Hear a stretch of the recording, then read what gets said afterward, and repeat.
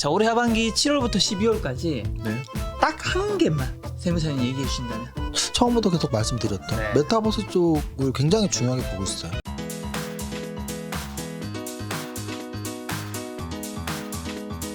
캔 기타님이 반도체 주식 유니셈 부탁드린다고 했는데 혹시 이거는 좀 시가총이 좀 큰 회사인가요? 제 기억에 뭐 한 2, 3천억이 될 것 같은데요. 2, 3천억이면 좀 말씀하기 좀 부담스러우실 것 같은데. 근데 부담스럽진 않은데요. 제가 네. 참고로 이제 부담스럽지 않으시면 하는 걸로. 참고로 이제 왜 부담스럽지 않냐면 네, 왜 부담스럽지 않은 저거는 거죠? 이제 제가 보통 2, 3천억이면 좀 그래도 상담할 때 약간 좀 부담스러울 때가 있는 정도의 금액이긴 하죠. 그렇죠. 근데 이제 제가 저 유니셈이 부담스럽지 않은 이유는 좋게 보시는 건가요? 좋게 본다기보다는 4천억인데 좋게 네. 본다기보다는 이 종목이 이제 제 이름이에요. 응? 제 이름입니다. 유니셈이. 아! 제 영어 이름이 윤이에요. 아. 처음에 이제 제가 캐나다에서 좀 한 2년 살았었는데요. 처음에 캐나다 갔을 때 처음에 윤이로 했습니다. 왜냐면 영어 이름을 뭐 닭살돋게 뭘 질 수가 없어. 그랬더니 네네. 갔더니 뭔 선으로 끝나는 선이 그쵸. 뭐 윤으로 끝나는 윤이 연으로 끝나는 연이 뭐 이러고 있어갖고 이세무나님 풀 성함이 이정윤이죠. 네 그래서 저는 이제 윤이로 했었어요. 영어 이름을. 그런데 나중에 보니까 사방이 다 윤이, 연이, 써니 뭐 이런 애들 해갖고 나 이름 바꿔야겠다. 저스틴으로. 그래서 제가 영어 이름 저스틴이었고요. 저스틴 훨씬 잘 어울린 것 같아요. 사실 왜 저스틴 했냐면 그 당시 저스틴 팀버레이크가 굉장히 핫했던 가수였습니다. 팝 가수. 그래갖고 저스틴 팀버레이크의 그 이제 이 심벌 마크가 약간 네. 섹시 남성 이런 거였거든요. 네네. 그래서 저스틴 뭐 이러면서 네네. 그리고 이제 그게 윤이고 셈은 뭐냐면 네. 세무사의 약자란 말이에요. 우리가 뭐 변호사를 뭐 김배원 이러는 것처럼 이셈 세무사 세무사 이셈 그래서 유니셈은 이정윤 세무사의 네네. 약자거든요. 너무 여기까지 유니셈에 대한 이제 왜 해도 되는지 아주 긴 역사를 설명해 주셨어요. 이 4천억짜리를 왜 해도 되는지에 대해서 변명 아닌 변명을 네. 굉장히 오랫동안 그리고 또 하나는 아까 제가 말했던 뭐 이렇게 많이 올랐어요? 반도체 소부장주에 대한 이야기를 드리기 위해서예요. 무슨 뜻이냐면 제가 계속 말씀드리는 네. 보통 진짜 투자자들 너무 답답한 게 네. 삼성전자 사도 돼요? 그러면 누구도 사라고 해요. 왜? 삼성전자는 사지 말라고 해서 살 수도 있어. 근데 사지 마세요 했는데 올라가면 삼성전자 왜냐면 주변 사람들 다 삼성전자 갖고 있거든. 나만 안 갖고 있는데 올라가면 제가 사지 말랬어 이런단 말이야. 펀드 투자자 99%가 갖고 있는 종목 삼성전자. 제일 편한 건 삼성전자 사도 돼요. 말 사세요. 네. 근데 사실은 사도 되지만 거기서 밑져야 본전은 돼도 네.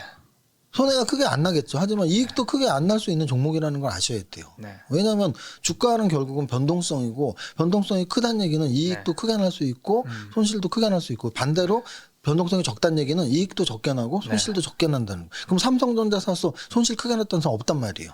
역으로 이익도 크게 안 난다는 얘기예요. 그거 알고 사시면 돼요. 근데 야 나는 아니야. 나는 좀 이익 많이 내고 싶어. 그러면 삼성전자 사지 말고 네. 소부장 똘똘한 놈 사시라고요. 그러면 얘는 반도체 소부장. 소부장 얘기하기 전에 잠깐만 한 10초만 방해해도 돼요? 뭘요? 근데 너무 웃긴 게 발생해서 저는 이제 여기 밑에 유니스를 보다가 갑자기 제가 좀 이제 김 작가의 자주 출연시 염승한 이름이 나오는 거예요. 그래서 나는 내가 눈이 잠깐 멀었나 싶었어. 그럼 이게 보이실지 모르겠지만 제가 여기 보여드릴게요. 여기 보시면 여기 염승한 있죠. 그래서 나는 내가 잘못 봤나 싶었는데 갑자기? 우리가 아는 염승한 부장님이 염승한이 시크릿 주주. 진짜 많이 나오신다.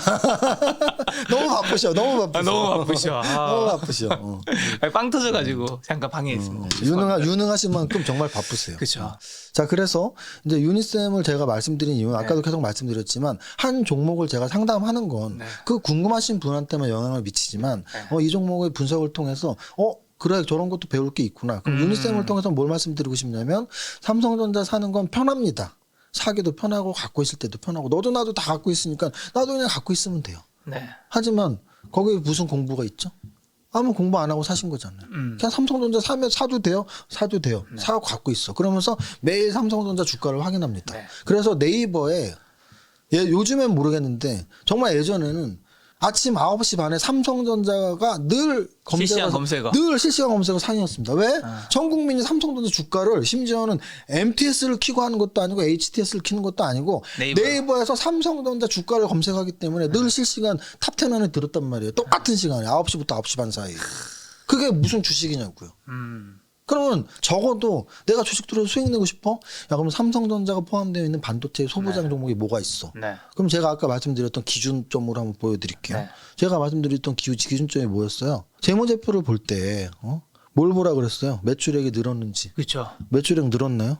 2019년에서 2020년 늘었어요, 안 늘었어요? 늘었어요. 또 이 분기 늘었어요, 안 늘었어요? 늘었어요. 이 영업이익 다 늘었죠. 네. 그다음 영업이익률은 한 10%만 넘어도 좋고 20, 30 갈수록 대단히 좋은 종목이다. 그럼 얘는 영업이익 제조업이라서 그러신 거죠? 그렇죠. 네. 영업이익률 몇 퍼센트? 17%. 네. 그리고 제가 부채 비율 낮을수록 좋은 거잖아요, 당연히. 그렇죠. 그럼 여기 500억하고 1,500억은 몇 퍼센트? 아, 30%. 네네. 그럼 이렇게 좋은데 그러면 이렇게 좋은 회사면 성장성과 이익성이 있으면 퍼가 평균적으로 15, 20으로 가야 돼요. 네. 그런데 얘는 퍼가 나죠. 포도 나죠. 그러면 저는 이 종목이 좋다라는 게 아니고 아까 제가 분명히 그랬죠. 반도체 산업의 소부장 종목들은 2019, 2020, 2021 상반기까지 매출액이 늘고 영업이익이 늘고 영업이익률이 10%, 20%고 부채 비율이 100% 미만이고 근데 퍼가 10 미만인 종목들이 많다고요.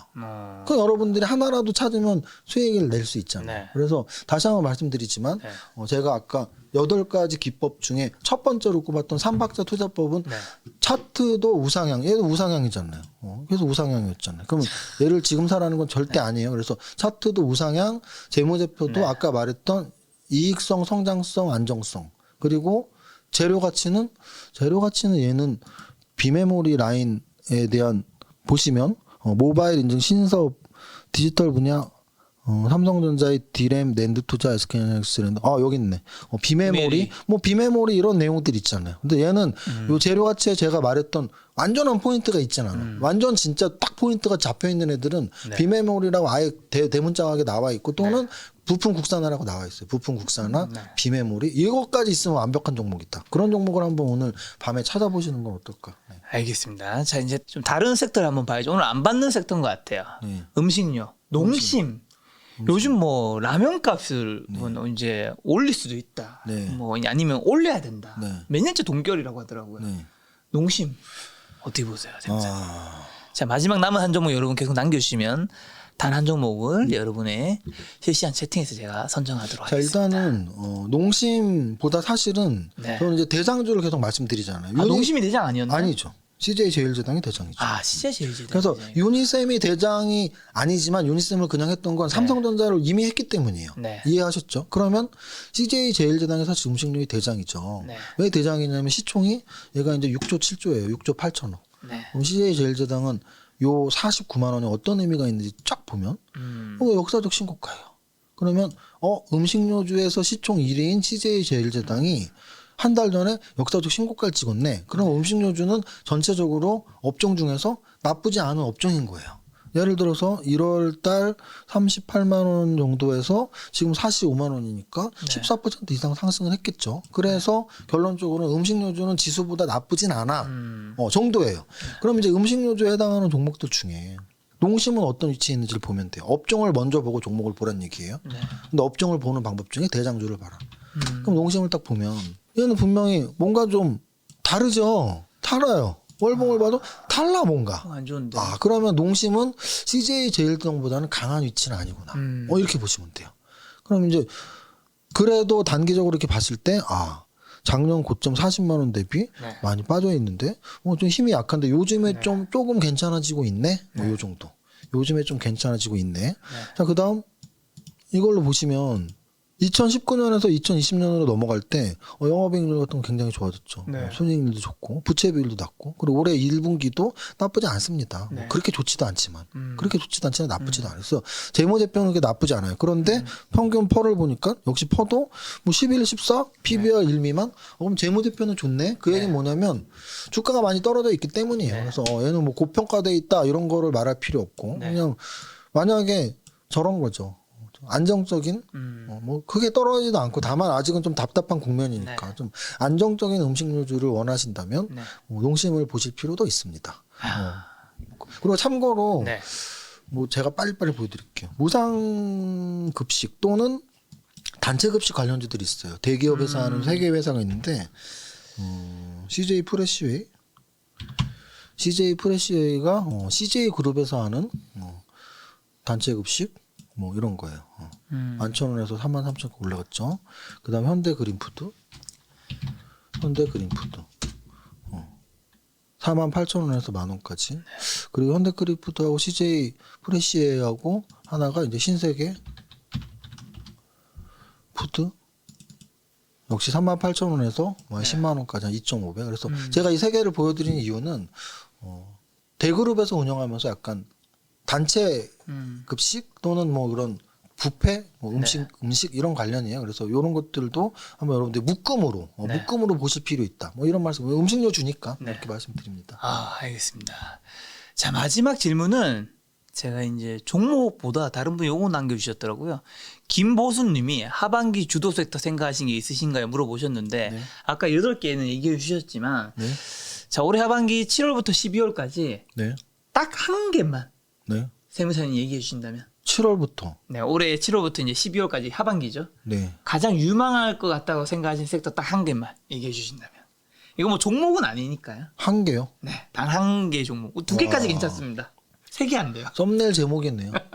이세무사가 제가 지금 하반기에 어떤 애들 물어본지 예측하셨어. 하반기에 봐야 될 딱 하나의 업종. 그렇죠. 이게 이제 썸네일 제목인데. 역시 유튜버다. 아 그러면 사람들이 궁금해할 텐데 또 이게 또 똑바로 말 안 하고 하면 그게 뭐 주도주니 뭐 이런 것도 걱정되네요. 근데 뭐 그에 대한 평가는 2022년에 할 수 있는 거니까요. 두 가지라고 하니까 좀 더 편하게 말씀드릴게요. 좋습니다. 왜냐하면 저는 원래 성장주를 좋아합니다. 네. 그럼 성장주 라인에서 저는 아까 처음부터 계속 말씀드렸던 메타버스 쪽을 굉장히 중요하게 보고 있어요. 근데 메타버스는 일단 넓습니다, 범위가.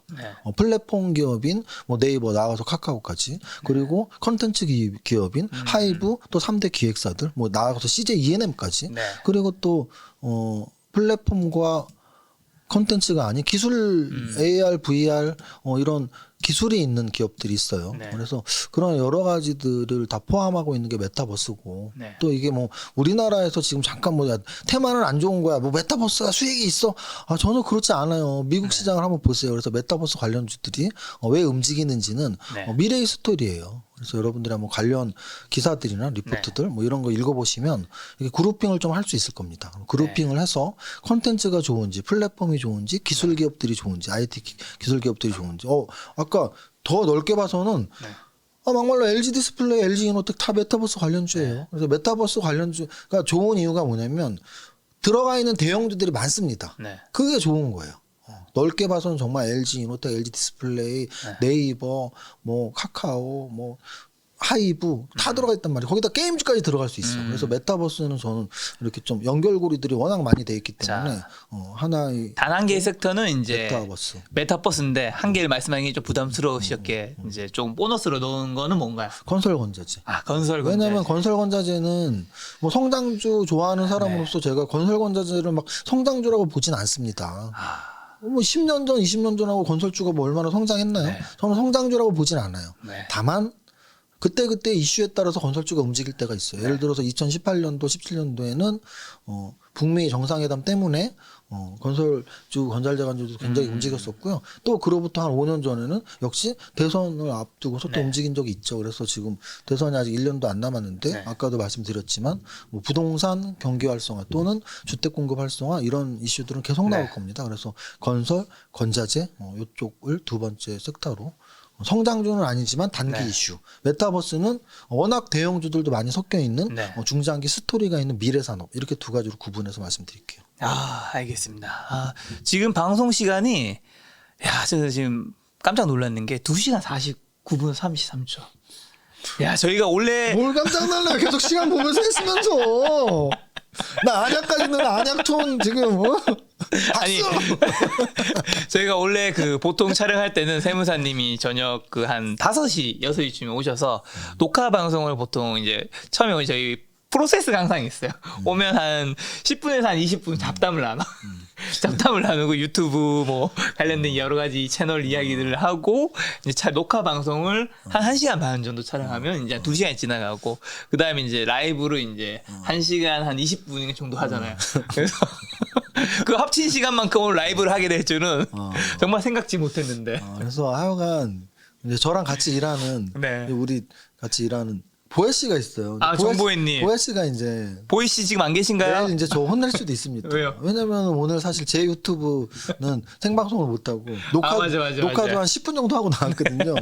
그런데 여기 와서 이제 3시간을 하고 내일 또 가면 보혜 씨가 왜 김작가 TV에 가서 그렇게 오래 하시면서 네. 이렇게 또 혼을 낼 수가 있어서 하여간 뭐 네. 이 방송 보시는 분들 제가 좀 최선을 다했으니까 이렇게 좀 좋게 받아들여주셨으면 좋겠습니다. 네, 저는 뭐 딴 것보다 사실 여기 지금 채팅에 계시는 분이 지금 현재는 1,900명, 아까 전에 뭐 한 2,700, 800분 계셨는데 뭐 그런 분이 어떤 분이 여기 나오셔서라도 3시간 동안 저희가 이제 주식에 관한 한 가지 주제를 이렇게 이야기를 나누는 거잖아요. 그리고 또 저희가 뭐 여쭤보는 질문들이 뭐 종목들이 사전에 뭐 협의가 된 것들은 아니잖아요. 근데 그런 것들을 여러분들이 물어봤을 때 거의 모든 것들을 뭐 이게 나중에 결과론적으로 맞냐 틀렸냐를 떠나서 어쨌든 대답을 할 수 있다라는 게 굉장히 놀랍다는 생각이 들고요. 그런 것들이 가능한 이유로 이런 질문 한 가지 좀 드리고 싶은 건데 지금 제가 최근에 받는 자료인데 이런 게 있더라고요. 이게 이제 뭐냐면 이게 미래에셋 증권에서 이제 조사하는 건데 슈퍼리치 포트폴리오인데 이게 이제 1,000만 원 이상 투자하는 사람과 1억 원 이상 그다음에 100억 원 이상 투자하는 사람의 이제 수익률을 비교를 했더라고요. 저는 요쪽에서 이제 한 장 좀 넘게 투자를 하고 있고 세무사님은 이쪽에 계실 것 같은데 그래서 궁금한 거는 이게 투자 금액에 따라서 수익률이 차이가 나잖아요. 네. 근데 제가 알기로 원래 투자 금액이 높으면 높을수록 사실 투자 수익률은 높기는 힘들다고 들었거든요. 특히 그 대표적인 사례가 이제 워렌 버핏. 워렌 버핏이 지금 연평균 그 수익률이 20%인 걸로 아는데 사실 자기 자산이 투자 금액이 굉장히 낮았다면 훨씬 수익률이 높았다라는 거에 사실 거기에 뭐 반박을 하시는 투자자분들은 안 계실 것 같거든요. 이렇게 투자 금액이 높은 거에 따라서 수익률은 1,000만 원과 1억 원은 사실 큰 차이가 안 나는데 100억 넘는 흔히 말하는 슈퍼개미급이라고 부를 수도 있는 거겠죠. 그런 분들과 차이가 굉장히 많이 나와요. 네. 오늘 세무사님도 사실 슈퍼개미시니까 네. 답변해 주실 수 있을 것 같아서. 제가 이제 답변 드리면 저 사람은 뭘 물어봐도 다 답하는구나 이렇게 놀라실까 봐. 하지만 저는 정확한 답을 알고 있습니다. 아, 역시. 제가 정확한 답을 하면 아마 다 수긍을 할 수밖에 없고요. 아, 역시 뭔가요. 그래서 수긍 안 하면 어떡하지 웃기지 마 막 이럴 수 있는데 자 제가 이제 말씀드리고 싶은 네. 건 일단 이거를 이해 못 하실까 봐 네. 실전 투자 대회를 한번 말씀을 드릴게요. 아, 네, 좋습니다. 실전 투자 대회는 네. 뭐 예를 들어서 1억 리그가 있고 네. 뭐 3천만 원 리그가 있고 네. 500만 원 리그가 있다고 가정해 보세요. 네. 자 그러면 제가 말한 데이터가 아마 정확할 겁니다. 검사해 보셔도 되는데 네. 1등은 네. 500만 원 리그가 1억 리그보다 훨씬 수익률이 커요. 네. 예를 들어 500만 원은 굉장히 적은 금액으로 하니까 네. 뭐 300% 500% 날 수도 있어요. 근데 1억 리그는 뭐 100% 200%밖에 안 납니다. 그럼 당연히 1등으로 보면 야 적은 금액으로 큰 수익 나잖아라고 할 수 있어요. 네. 그런데 평균값으로 치면 네. 500만 원 리그보다 1억 리그가 평균 수익률이 훨씬 좋습니다. 왜냐하면 소액으로는 고위험 고수익이잖아요. 네. 그래서 소액 투자하시는 분들이 사실은 저런 거죠. 평균값으로는 고액 투자보다 높지 않은 경우가 많아요. 무슨 뜻이냐면 최고 수익률은 더 높은 이런 경우가 거죠. 많은데. 이런 거죠. 그렇죠. 최고성이 더 높은 경우가 아니고 무조건 높죠. 무조건 예를 높은데. 들어 여기 지금 1,000만 원 이상, 1억 이상, 100억 이상 이게 평균값이라는 얘기죠. 네. 1,000만 원 이상 고객들의 평균값, 1억 이상 고객들의 평균값, 네. 100억 이상 고객들의 평균값이에요. 그렇죠. 평균값으로는 고액이 더 많을 수밖에 없다. 왜? 1,000만 원 정도 하시는 분들 중에 네. 최근 1년 동안 500% 버신 분들도 있을 거예요. 있겠죠. 근데 깡통 난 분들도 부지기수다. 음. 왜? 저기 몰빵 다 쳤었잖아요. 네. 인버스에. 인버스 고버스에 몰빵 친 분들이 100억 이상이 있을까요? 없단 말이에요. 없죠. 없어요. 근데 1,000만 원, 2,000만 원 하시는 분들 중에 네. 인버스 고버스 계속 물타기 하다가 빵원 되신 분들이 얼마나 많은데요. 네. 그래서 제가 말씀드리는 건 평균값으로 과연 100억 이상이 더 높았던 건 왜 그랬을까? 포트폴리오 분산 효과를 잘 지키면서 최근 요 2020년부터 2021년 5월까지가 이게 어떤 구간이에요. 지수가 2배 오른 구간이란 말이에요. 그쵸. 지수 2배 오른 구간에 포트폴리오 운영만 잘했어도 48.9%는 많이 오른 게 아니에요. 사실은. 이 100억 이상 중에도 100% 200% 버신 분들도 분명히 있어요. 네. 다만 평균값이 이렇다는 얘기예요. 그쵸. 마찬가지로 지수가 1년 오른 이 기간 동안 1,000만 원 이상에서 100% 200% 500% 나신 분 있습니다. 근데 평균값이 이렇다는 얘기는 금액이 적을수록 굉장히 투기적으로 포트폴리오 분산 효과를 이루지 않고 뭐 몰빵을 한다든지 또는 특히 되도 않는 뭐 쓰레기 주식이랄지 아니면 인버스 종목에 몰빵을 했을 때 빵원이 된 분들이 굉장히 많다는 얘기예요. 저는 그거를 기억한다면 평균값으로는 고액 투자가들이 더 수익률이 높은 걸 설명할 수 있습니다. 네. 포트폴리오는 한마디로 분산 투자를 했는 것들이 있기 때문에 100억 이상 하신 분들이 평균 수익률이 높을 수 있는 이유 중 하나다. 무슨 뜻이냐면 이게 일반적인 지수가 보합인 상태에서는 100억 이상의 48.9가 나올 리가 없어요. 지금 이 2020년 5월에서 2021년 5월은 어떤 구간이냐면 자 보세요. 그냥 거래소 지수가 평균값이라고 아까 제가 말씀드렸잖아요. 그럼 거래소 지수 2020년 5월이면 여기예요. 여기가 5월이잖아요. 5월 여기. 5월이는 우리 강아지 이름이 5월인데. 웃겼다. 자 5월에 지수가 얼마였냐면 2000이잖아. 2000. 2000. 올해 5월의 지수가 얼마였어요? 3000이잖아. 3000. 암산해 보세요. 2000에서 3000이면 50%잖아요. 그렇죠. 50%. 아까 그 화면 어디 갔어? 이건가? 네, 그겁니다. 자, 50%. 딱 그냥 지수 평균값만큼 벌었다고요, 제 말은. 많이 번 게 아니라고요. 이 100억 이상 분은 그냥 뭐 지수 관련 ETF를 샀건 뭐를 샀건 그냥 포트폴리오 분산만 제대로 했으면 딱 지수 상승률만큼 번 거예요. 많이 번 게 절대 아니에요. 그러니까 이 48.9를 놀랄 필요가 전혀 없고 다만 이 23.8%는 놀랍게도 못 번 거야. 왜 놀랍게도 못 벌었냐? 몰빵. 인버스 몰빵, 쓰레기 몰빵해서 내 원금에 마이너스에 깡통 친 분들이 많다는 얘기예요. 그럼 우리는 여기서 뭘 배우면 되냐면 적어도 포트폴리오 분산 효과를 배우셔서 적어도 내 수익률은 지수 상승률 플러스 알파를 얻기 위한 거거든요. 그럼 지수가 50% 올랐으면 50%는 벌고 100%, 200%를 노려야 되는데 뭐 인버스를 사거나 아니면 한 종목 쓰레기 종목 물빵해서 빵원 됐으니까. 그러니까 그런 분들이 1000만 원에 많겠어요? 100억에 많겠어요? 100억 하시는 분들이 인버스에 몰빵을 쳤겠어요? 아니면 쓰레기에 몰빵을 쳤겠어요? 근데 1000만 원 하시는 분들은 그렇게 하신 분들이 있었던 얘기잖아요. 그거를 제가 구분시켜 드린 거예요. 야, 돈을 벌기 위해서 몰빵을 했는데 그 몰빵을 했는 사람들의 평균값은 오히려 수익률이 더 좋지 않다. 그렇죠. 그래서 적어도 주식에 대한 기본 이론, 또 포트폴리오, 업종별 구분 이런 것만 하셨어도 1000만 원 이상 분들이 23.8%가 됐을 리는 없습니다. 알겠습니다. 자, 오늘 이제 2021년 7월 1일 7시 10분에 시작한 세무사님과의 이제 영상을 이제 마지막 끝내려고 하는데요. 뭐 또 다음 달에는 뭐 8월 초에 또 7월 장을 정리하는 뭐 시간을 가질 것 같은데 뭐 시청자분들에게 뭐 마지막으로 하시고 싶은 말씀 있을까요? 사실은 이 주식 투자의 분석이라는 게 쉽지 않은 이야기죠. 왜냐면은 주관적인 것들이 굉장히 많이 포함되어 있어요. 오늘 제가 말했던 것 많은 것들이 뭐 종목 상담 오늘 한 10개 이상 한 것 같은데 그중에서 제가 이건 별로네요.